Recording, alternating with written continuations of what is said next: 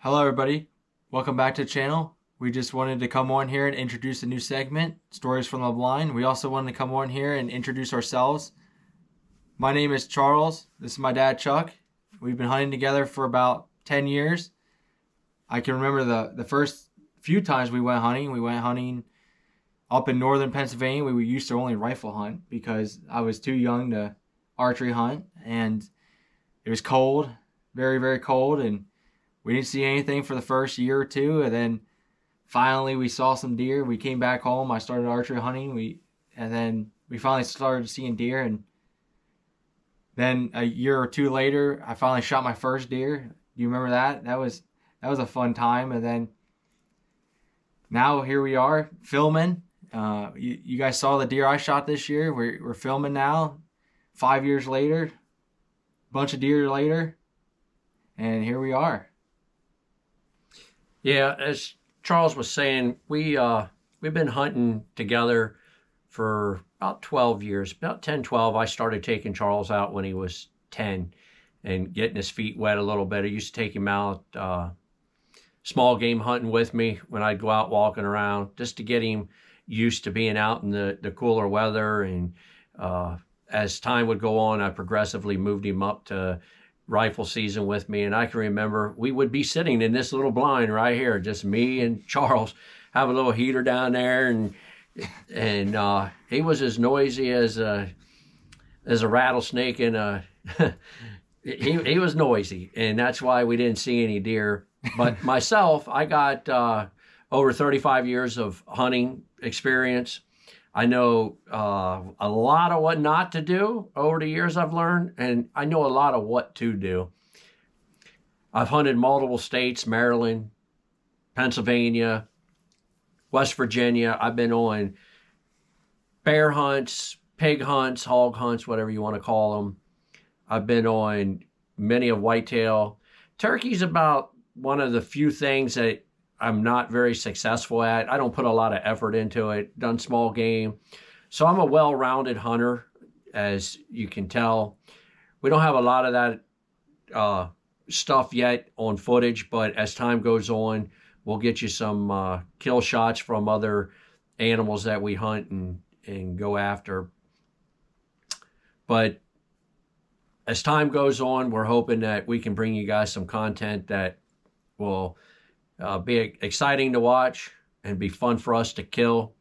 It's not always about the kill for us. It's about being out there in nature, and it's about spending time with my son.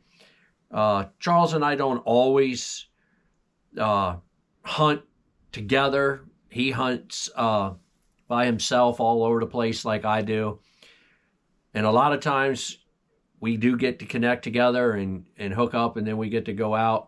Like you'll see in some of the footage this year, Charles and I were sitting beside each other, and I was actually filming him, and he was filming some of his own stuff, which was an adjustment year. That was probably the biggest adjustment that I had to make this year, is I had to remember to turn cameras on. I had to remember to do this. I'm used to just pulling up and letting her rip.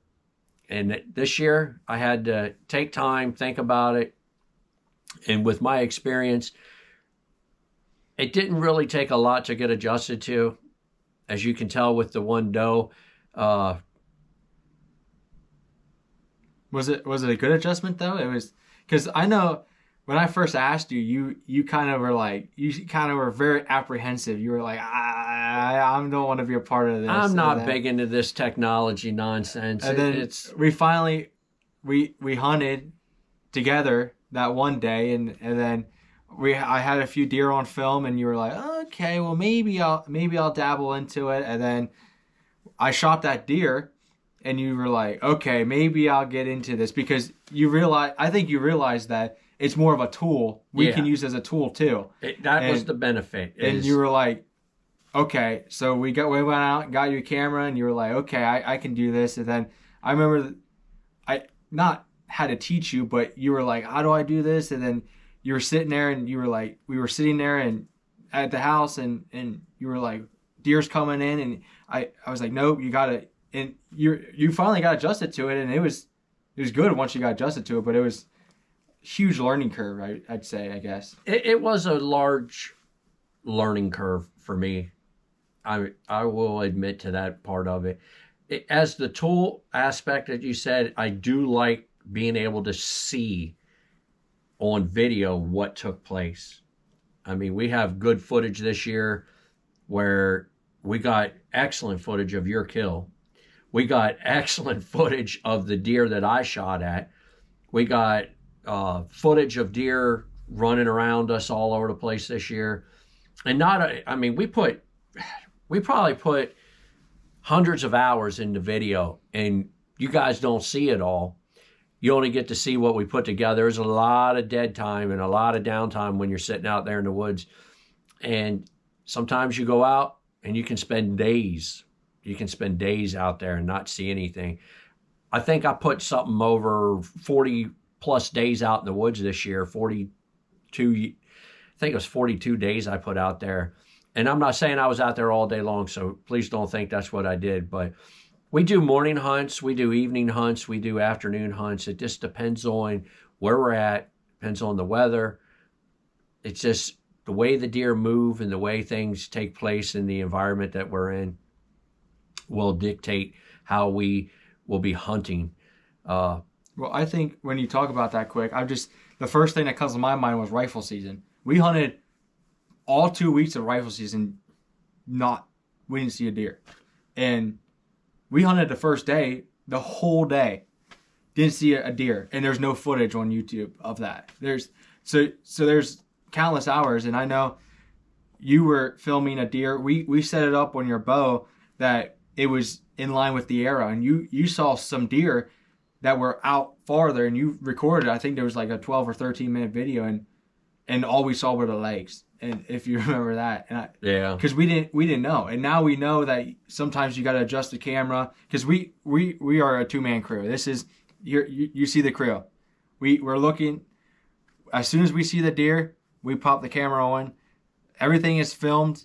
I take all the video and I edit it all, and we figure out what's good, what's not good, what we like, what we don't like, and it goes on to you guys, and you guys see it. So.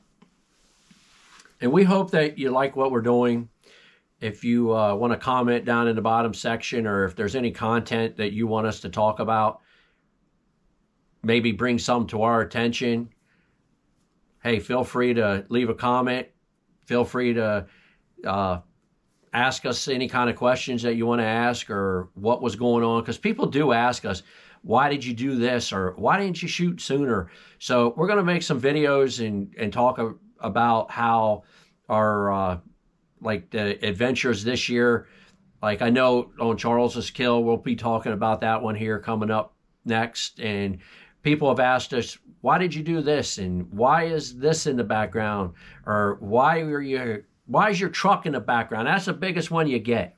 And I gotta say, it's not that we're road hunters.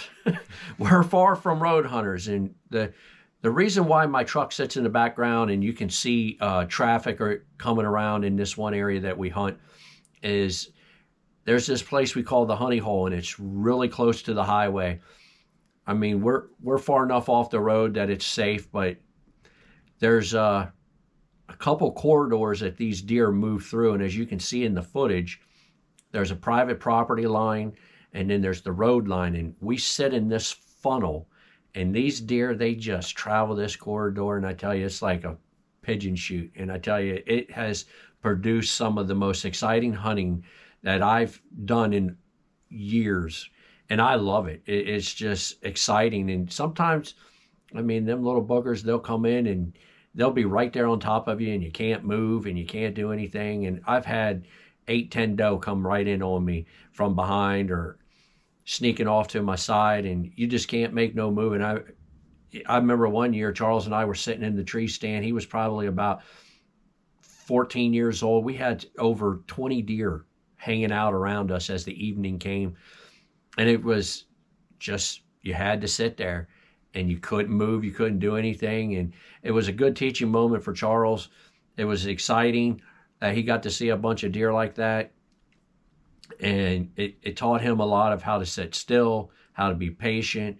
and just taking care of your equipment and taking care of yourself, so that when the time does come, you got to keep your eyes peeled just so you can get that kill. And hopefully we can get some more exciting footage like that here in the future next year. And we're not all about hunting either. We do all kinds of different stuff. We fish. We do a lot of outdoor stuff. So we'll be bringing you guys all kinds of different content, and we just hope you guys enjoy it. Keep following. And as we close, Charles, any last comments you want to say, or anything you want to bring up? I think it's just thanks for watching our adventures this far. I think we got a lot more to come in 2023. We're going to be investing in some high tech equipment, I guess you could call it.